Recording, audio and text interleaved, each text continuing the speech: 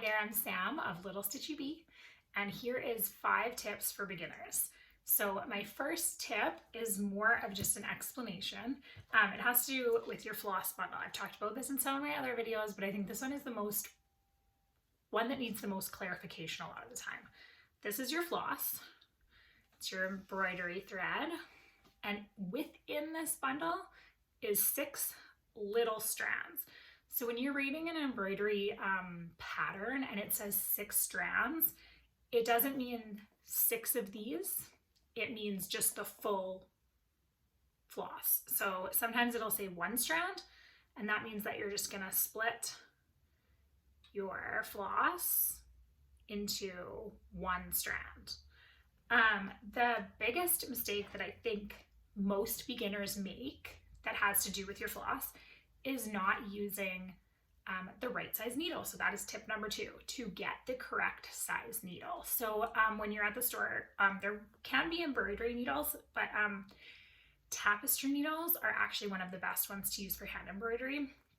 You'll find them in DMC or just really in any needle, anywhere that sells needles, hand needles.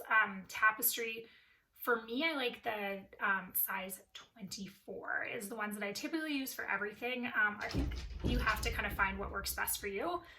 But 22 to 24, somewhere in that area, but looking for tapestry needles or hand embroidery needles that will hold a 6-strand floss. So if you go even on the DMC website, they have a really good needle guide, which can help you. Personally, size 24 tapestry needles is what I use for my patterns. That going into your floss, so a 24 size needle should be able to fit this full strand of floss. When you're doing a pattern that calls for 24 strands, you're going to pull the floss through the needle, fold it over, and tie a knot at the end. So that creates 24 strands within each stitch. Now, if you're new to embroidery and something calls for 6 strands, or 4 strands, or 2 strands, a trick that someone taught me was doing the fold over method, but with less. So typically when I embroider with 6 strands, I will do a full piece, a full strand through my needle and kind of with the tail hanging, and then tie a knot at the end.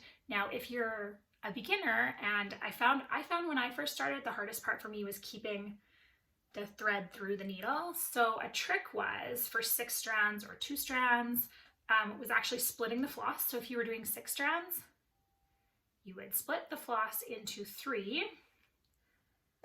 and then do the same thing, split it into 3 strands, thread it, because that makes it quite a bit thinner than 6 strands, thread it through your needle, fold it over, and tie it together, which in the end will give you your full 6 strands when you do your embroidery.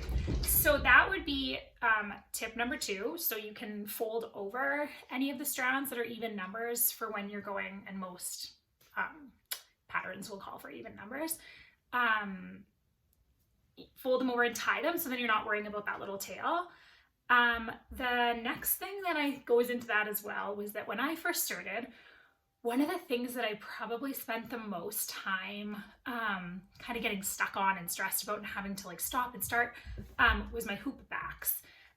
When I would do a pattern, my hoop back would look like a massacre. It was awful. It always looked terrible. And you know, this is my hoop back now, and it's not perfect, but I would have like lumps sometimes of tangled up floss. And that is just sort of a learning curve. Don't get too hung up on the back of your hoop.